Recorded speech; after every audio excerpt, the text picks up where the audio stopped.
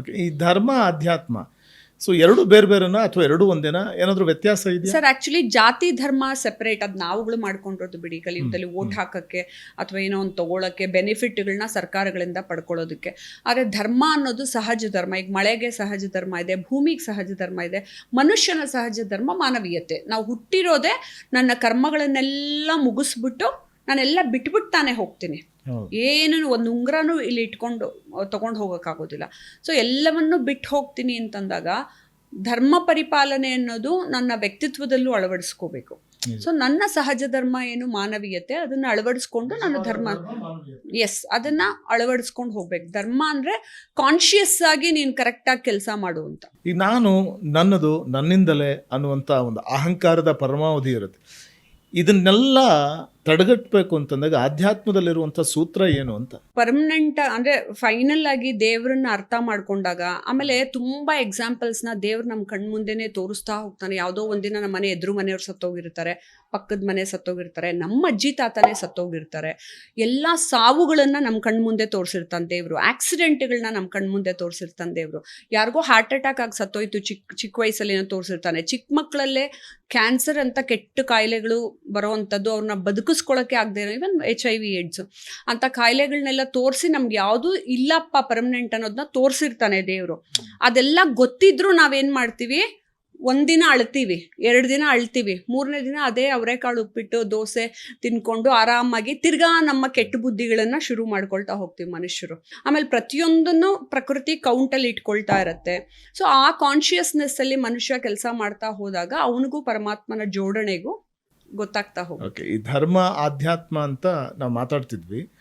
ಈ ಕ್ರೋಧ, ಮತ್ಸರ, ಮದ ಇವೆಲ್ಲವೂ ಕೂಡ ಅಥವಾ ಅಪರಾಧ ಒಂದಷ್ಟು ಕೃತ್ಯಗಳು, ಇದನ್ನೆಲ್ಲ ನಿಯಂತ್ರಿಸಬೇಕು ಅಂತಂದಾಗ ಆಧ್ಯಾತ್ಮ ಹೇಗೆ ನೆರವಾಗುತ್ತೆ ಅಂತ ಅನ್ಸುತ್ತೆ? ಸರ್ ನಾವು ಜಾತಕದಲ್ಲೂ ನೋಡ್ತಾ ಹೋದಾಗ ನಮಗೆ ದೇವಗಣನ, ರಾಕ್ಷಸ ಗಣನ, ಮಾನುಷ್ಯ ಗಣನ ಅಂತೀವಿ. ಸೊ ಆ ಥರ ಅಸುರಿ ಸ್ವಭಾವದಲ್ಲಿ ರಾಕ್ಷಸ ಸ್ವಭಾವದ ವ್ಯಕ್ತಿಗಳು ಇಲ್ಲಿರ್ತಾರೆ, ಮನುಷ್ಯ ಸ್ವಭಾವದವರು ಇರ್ತಾರೆ, ತುಂಬ ಕೆಲವು ಜನ ದೈವಿಕ ಸ್ವಭಾವದವರು ಇರ್ತಾರೆ. ಸೊ ಅದನ್ನು ನಾವು ಹೇಗೆ ನಾವು ಯಾವ ವ್ಯಕ್ತಿತ್ವವನ್ನು ಮೇಲ್ ತಂದ್ಕೊಳ್ತೀವಿ ಅಂತ, ಅದರಲ್ಲೇ ತಾಮಸಿಕ, ರಾಜಸಿಕ ಮತ್ತು ಸಾತ್ವಿಕ ಗುಣಗಳು ನಮ್ಮಲ್ಲಿರುತ್ತೆ. ಸೊ ನಾವು ಯಾವ ಗುಣವನ್ನು ಮೇಲ್ ತಂದ್ಕೊಳ್ತೀವಿ ಅಂತ ಎಲ್ಲವನ್ನು ಅಸೂಯೆ, ದ್ವೇಷ ಇದರಿಂದಾನೇ ನೋಡ್ಕೊಳ್ತಾ ಹೋದಾಗ ಎಂಡ್ ರಿಸಲ್ಟ್ ಏನು? ಇವಾಗ ನಾವು ಎಕ್ಸಾಮ್ಗೆ ಓದಿರ್ತೀವಿ, ಎಕ್ಸಾಮ್ ಬರೆದ ಮೇಲೆ ನಾನು ಪಾಸ್ ಆಗ್ತೀನಾ ಫೇಲ್ ಆಗ್ತೀನಾ ಅಂತ ನೋಡ್ಕೊಳ್ಳೋ ರೀತಿ ಎಂಡ್ ರಿಸಲ್ಟ್ ನೋಡ್ಕೋಬೇಕು. ಇವತ್ತಿನ ಯುವ ಸಮೂಹ ಆಧ್ಯಾತ್ಮದ ಕಡೆಗೆ ವಾಲುವಂತೆ ಮಾಡುವಂಥ ಕ್ರಮ ಹೇಗೆ ಅಂತ, ಯಾವುದು ಅಂತ? ಅಪ್ಪ ಅಮ್ಮನೇ ಮಾಡಬೇಕು, ಗುರುಗಳು ಮಾಡಬೇಕು, ಸಮಾಜನೂ ಮಾಡಬೇಕು. ಎಲ್ರದ್ದು ಈಕ್ವಲ್ ಕಾಂಟ್ರಿಬ್ಯೂಷನ್ ಇರುತ್ತೆ ಸರ್. ಆಮೇಲೆ ಅವಾಗಲೆಲ್ಲ ಪಂಚಾಯತಿ ಕಟ್ಟೆ ಅಂತ ಇದೆ, ಪಂಚಾಯತಿ ಕಟ್ಟೆ. ಆದ್ರೆ ಇನ್ನು ಒಂದು ಘಟನೆ ನಡೀತು ಅಂತಂದ್ರೆ ಇಮಿಡಿಯೇಟ್ ಪೊಲೀಸ್ ಠಾಣೆ ಮೆಟ್ಟಿಲೇ ಇರುತ್ತೆ. ಹೌದು. ಆಮೇಲೆ ಮನೆಯಲ್ಲೇ ಇತ್ಯರ್ಥ ಮಾಡ್ಕೊಂಡು ನೋಡಿ, ಎಷ್ಟೋ ಜನ ಮಕ್ಕಳು ಮನೇಲೆ ಆತ್ಮಹತ್ಯೆ ಮಾಡ್ಕೊಳ್ತಾರೆ. ಮನೇಲಿ ತುಂಬಾ ಕೂಗಾಡಿ ಜಗಳ ಆಡ್ಕೊಂಡು ಮಾಡ್ತಿರ್ತಾರೆ. ಮಕ್ಕಳು ತುಂಬಾ ಸೂಕ್ಷ್ಮ ಜೀವಿಗಳಾಗ್ತಾ ಇದ್ದಾರೆ, ವಲ್ನರಬಲ್ ಆಗ್ತಿದ್ದಾರೆ.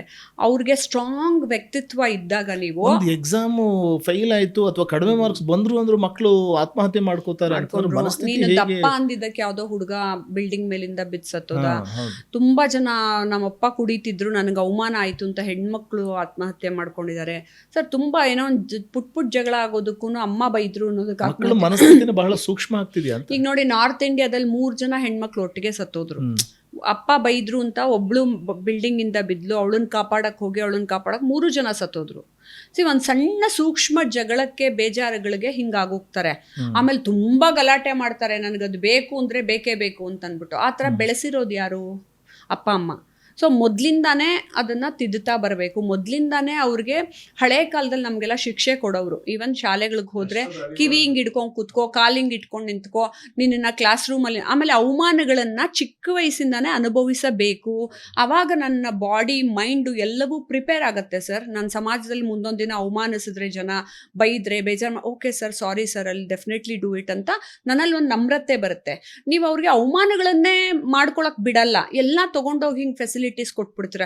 ಏನ್ರಿ ನಮ್ಮ ಮಗುಗೆ ನೀವು ಬೈತೀರಾ ಅಂತ. ಆಕ್ಚುಲಿ ಬೈಯಕ್ ಬಿಡಬೇಕು ಸಮಾಜದಲ್ಲಿ. ಆಮೇಲೆ ನಾವೇ ಹೇಳ್ಕೊಟ್ಟಾದ್ರೂ ಬೈಸಿಸ್ಬೇಕು. ಆಮೇಲೆ ಇನ್ನೊಂದು ಈಗೋ ಇಟ್ಕೊಳ್ತಾರೆ, ಯಾರಿಗೂ ಕಾಲಿಗೆ ನಮಸ್ಕಾರ ಮಾಡಲ್ಲ, ತಗ್ಗಿ ಬಗ್ಗಿ ಅನ್ನೋದನ್ನ. ನಾನೇನು ಮೇಡಮ್, ನಾನು ಯಾಕೆ ಅವ್ರಿಗೆ ಕಾಲಿಗೆ ನಮಸ್ಕಾರ ಮಾಡ್ಬೇಕು? ಇದೆಲ್ಲ ಏನು ಕಾಲಿಗೆ ನಮಸ್ಕಾರ ಮಾಡಿದ್ರೆ ನೀನೇನು ಕೆಳಗಿನ ಲೆವೆಲ್ಗೆ ಹೋಗಲ್ಲ. ಆದರೆ ನಮ್ರತೆ ಮತ್ತು ಒಂದು ವ್ಯಕ್ತಿತ್ವವನ್ನ ರೂಪಿಸಕ್ಕೆ ನನ್ನಲ್ಲಿರುವ ಈಗೋ ಸಪ್ರೆಸ್ ಆಗಲೇಬೇಕು, ಈಗೋನ ಕೆಳಗಿಳಿಸ್ಕೋಬೇಕು. ಇದನ್ನ ತಂದೆ ತಾಯಿನೇ ಬೇರಲ್ಲಿ ಅದನ್ನ ಹೇಳ್ಕೊಡ್ಬೇಕು. ಒಂದು ಇನ್ನೊಂದು ಗುರುಗಳ ಕರ್ತವ್ಯ ಇದೆಲ್ಲ.